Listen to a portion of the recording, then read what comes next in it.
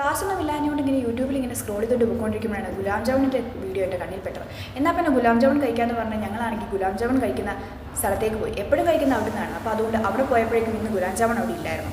എന്നാൽ പിന്നെ ഗുലാം ജാമുൻ ഇപ്പോൾ എവിടെ പോകാമെന്ന് പറഞ്ഞ് ഞാൻ ആലോചിച്ചിരിക്കുമ്പോഴാണ് എൻ്റെ ഫ്രണ്ട് പറഞ്ഞത്, ബ്രെഡ് ഉണ്ടല്ലോ, ബ്രെഡ് കൊണ്ട് നമുക്ക് ഗുലാം ജാമുൻ ഉണ്ടാക്കാനാണ് എന്ന് പറഞ്ഞാൽ ബ്രെഡ് മേടിച്ചു, പിന്നെ പാൽപ്പൊടി മേടിച്ചു. പാലിന് വേണ്ടി പാൽപ്പൊടി വേണ്ടേ?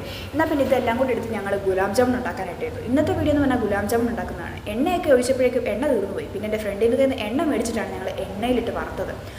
ആ ബ്രെഡും സാധനങ്ങളും എല്ലാം പാലും കൂടെ എല്ലാം മിക്സ് ചെയ്തിട്ട് എണ്ണയിലിട്ട് നമ്മൾ ആദ്യം വറുത്തു. പിന്നെ പാനിക്ക് വേണ്ടി പഞ്ചസാര നമുക്ക് ആദ്യം വേണം. സെയിം അളവിൽ തന്നെയാണ് നമ്മൾ പഞ്ചസാര എടുക്കുന്നത്. പഞ്ചസാര എടുക്കുന്ന ആ ഒരു അളവിൽ തന്നെയാണ് വെള്ളവും നമ്മൾ എടുക്കുന്നത്. എന്നിട്ട് വറുത്ത് വെച്ചു. മറ്റേ ബ്രെഡ് സാധനങ്ങളെല്ലാം വറുത്ത് വെച്ചു. വറുത്തതെല്ലാം മാറ്റി മാറ്റി വെക്കുന്നുണ്ട്. എല്ലാം സെർവ് ചെയ്ത് വെക്കുന്നു. പിന്നെ ലാസ്റ്റുള്ള ഉണ്ടയും കൂടെ നമ്മൾ അതും കൂടെ എടുത്ത് വറക്കാൻ വേണ്ടി വെച്ചു. അതെല്ലാം വറുത്തു നമ്മളെല്ലാം എടുത്ത് മാറ്റി വെച്ചിട്ടുണ്ട്.